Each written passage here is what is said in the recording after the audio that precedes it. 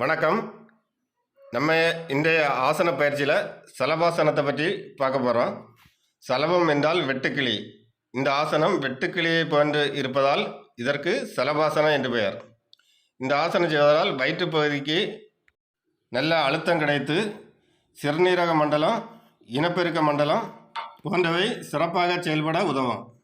அதே போல் இந்த ஆசனம் செய்யும்போது வயிற்று பகுதி இழுக்கப்படுவதால் வயிற்று பகுதியில் உள்ள தொப்பை குறைக்க இந்த ஆசனம் உதவும். வாங்க இந்த ஆசனம் எப்படி செய்யலான்னு பார்க்கலாம். முதல்ல நம்ம உடம்பு ஃபுல்லாக தரையில் படும்படி குப்புறப்படுங்க. குப்புறப்படுத்திட்டு கையை நம்ம தொடைக்க பக்கத்தில் வைங்க. வச்சுட்டு நல்லா மூச்சை உள்ளே இழுத்து வெளியிடுங்க. அப்படியே மூச்சை உள்ளே இழுத்துட்டு காலை பொறுமையாக மேலே தூக்குங்க. எவ்வளோ தூக்க முடியுமோ அவ்வளோ மேலே தூக்குங்க. அதே போல் கால் ஸ்ட்ரெயிட்டாகவே இருக்கட்டும். கால் பாதம் சூம்பிய நிலையிலே இருக்கட்டும். இந்த ஆசனத்தால் அடிமுது பகுதி நன்றாக உறுதியாக்கப்படுகிறது.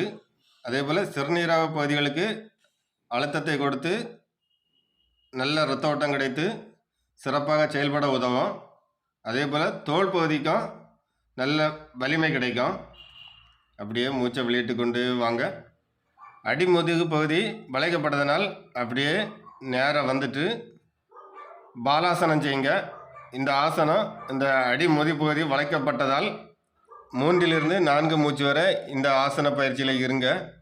அப்போ தான் முதுகு பகுதிக்கு நல்ல இரத்த ஓட்டம் கிடைக்கும், உடல் சுறுசுறுப்பாகும். அடுத்தது மெல்ல பழைய நிலைக்கு வாங்க. நாம் செய்கிற ஒவ்வொரு ஆசனங்களுமே நமக்கு உடலுக்கு பல நன்மைகளை தரும்.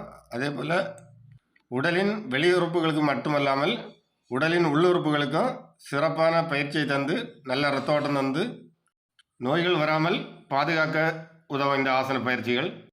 தினமும் இந்த ஆசன பயிற்சிகளை செய்து வாருங்க. நன்றி.